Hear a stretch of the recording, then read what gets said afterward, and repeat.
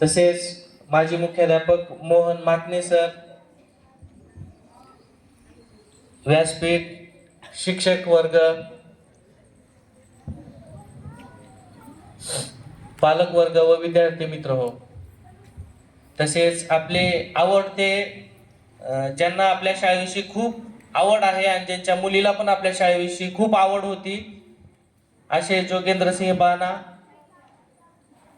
ते आपले एक चांगले पालक म्हणून आज पण आहेत, पहिलं पण होते, त्यांचंही मी स्वागत करतो. 26 जानेवारी संपूर्ण देशामध्ये गणतंत्र दिवस म्हणून साजरा केला जातो. या दिवशी आपल्या भारताची राज्यघटना लागू झाली, संविधान लागू झाले.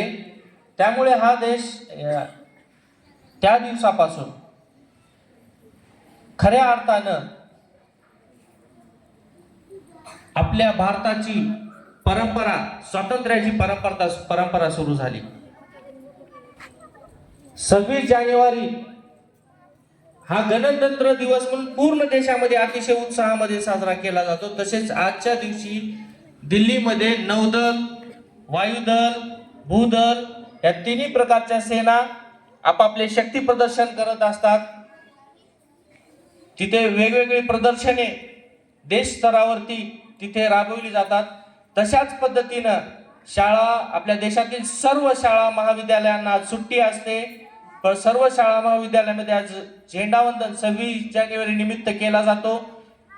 आणि शाळा महाविद्यालयामध्ये सुद्धा ज्या पद्धतीने देश पातळीवर प्रोग्राम चालतात, विविध उपक्रम, सांस्कृतिक कार्यक्रम, विविध स्पर्धा, या स्पर्धेचं आयोजन केलं जातं. तसेच शाळा महाविद्यालयामध्ये सुद्धा आजच्या दिवशी या स्पर्धांचं, या उत्सवाचं आयोजन केलं जातं. याच्या पाठीमागचा उद्देश हाच आहे, ज्या तुमच्या भाषण स्पर्धा होतात, निबंध स्पर्धा होतात, इतर खेळ होतात, या सर्वातून आपल्याला देशाची प्रगती कशी करता येईल यासाठी आपली चर्चा होते. या विषयावर चर्चा होऊन आपल्याला देशाचा आधारस्तंभ कसं बनता येईल यासाठी प्रयत्न केला जातो. देशाच्या विविध कामकाजावर, विविध गोष्टीवरती आज चर्चा केली जाते. राष्ट्रपती आज पूर्ण देशाला संबोधित करतात.